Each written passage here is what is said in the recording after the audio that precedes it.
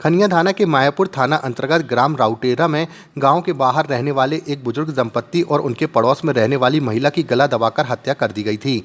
दोनों महिलाओं के नाक और कान के सोने के जेवर भी निकाले गए हैं। प्रथम दृष्टया यह मामला लूट सहित हत्या का प्रतीत हो रहा है। हालांकि पुलिस का कहना है कि हत्या को लूट कर रंग दिया गया है। बुजुर्ग की मौत को फांसी दिखाने का प्रयास किया गया है। पुलिस हर दृष्टि से मामले की जाँच कर रही है। ये रावपुरा गाँव है, थाना मायापुर लगता है। यहाँ पे गांव से थोड़ा सा बाहर सूरज लोधी, जिनकी आयु करीब 75 साल के आसपास है, ये इनकी पत्नी एक बाड़े में रहते थे और उससे कुछ ही दूरी पे एक अन्य महिला भी रहती थी। और आज सुबह ये तीनों ही अपने बाड़े में मृत पाए गए हैं।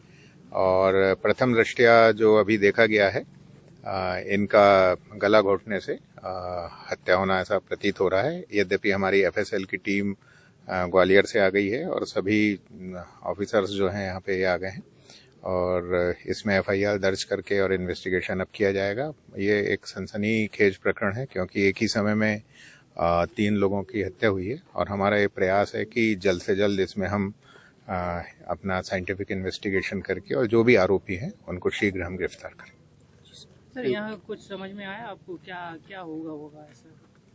नहीं, अभी चूंकि बिल्कुल प्रथम स्टेज है और अभी एफआईआर दर्ज की जा रही है, तो अभी मैं इस विषय पे कुछ भी नहीं कहूँगा। बस यही है कि हत्या हुई है 3 लोगों की और हम उसके बिल्कुल बारीकी में जाएंगे, क्या कारण है, कौन लोग हो सकते हैं, और प्रयास हमारा यही है कि जल्द से जल्द आरोपी को गिरफ्तार किया। तीनों एक ही परिवार के हैं क्या? नहीं, इसमें से एक पति पत्नी है, सूरज और उनकी वाइफ है, और एक जो थोड़ी दूरी पर है वो समाज एक ही है परंतु इनकी रिश्तेदारी नहीं है।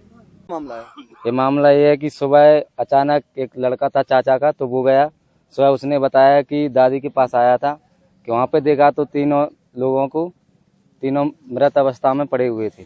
तो उन्होंने घर के जानकारी दी, तो हम सभी लोग घर से आए, हमने उनको देखा तो उनकी मृत्यु तब तक हो चुकी थी। फिर इसके बाद हमने जानकारी दी, सबको, पुलिस को भी दी। इसके बाद फिर पुलिस प्रशासन भी आया। अब इसके बाद आगे की कार्रवाई क्या है? क्या लगता है आपको कि किसी में कोई संदेह वगैरह है? अभी तो अल्पला संदेह तो कुछ नहीं है। अब आगे का मामला, तो सामान भी चोरी गया है? सामान तो चोरी गया है ना, उसमें आभूषण वगैरह भी गए हैं और नाक में जो नथली वगैरह पहनते हैं तो वो भी दोनों दादियों की गई हैं। किसी से कोई पुरानी रंजिश चल रही हो? पुरानी रंजिश तो अभी कोई नहीं चल रही। नगद पैसे भी चोरी हुए हैं उसमें। अब होंगे 1-2 लाख रुपए होंगे, जो भी होगा। ये मामला है, कोई लूटपाट के मूड में आया और उसकी लूटपाट भी की गई है। और उनकी माता जो हमारी दादी थी, बड़ी दादी, तो उनकी पुंगरिया भी खींची गई है उनकी, और झीना झपटी भई है, उनके कपड़े मपड़े भी फाड़े गए हैं। और उसमें इनके बाद में कुल्हाड़ी से वार भी किया है, सिर में चोट है, उससे बेहोश होने के कारण फिर गिटकी मतलब गर्दन दबाई गई है, तो उसके कारण दादा को और दादी को दोनों को खत्म कर दिया गया। और एक पास में जो उनकी पड़ोसन रहती थी डुकरिया, जो उनने आवाज सुनी होगी तो वो चिल्लाई करी होंगी, तो उनने उन पे भी जाके वार किया है, उसको भी मार दिया गया जी। तो जो एक दादा है, दादा फांसी के फंदे जैसे जी, क्योंकि ये तो उनने बनाया गया है कि कोई ये जाने के उनने खुद ने फांसी लगाई हुई है। उनके तो 15 साल से हाथ पैर भी जाम थे, 10-15 साल से हाथ जाम थे, पैर जाम थे, उनके पैसे भी नहीं गिन पाते थे, पानी भी खुद नहीं पी पाते थे, खाना भी नहीं खाते थे। उनकी जो हमारी दादी थी तो वो खाना खवाती थी, नहाती थी, तो वो फंदा पे कैसे लटक जाएंगे?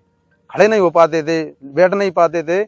उनने तो वो क्या है, एक प्रकरण रचा हुआ है कि इससे आदमी ये सोचे कि जो डुगैया के भी गले में फंदा मिला हुआ है, उनने ये सोचा, कोई ये सोचे इनको कि खुद ने ही अपने हाथ से। आभूषणों में क्या ले गए हैं?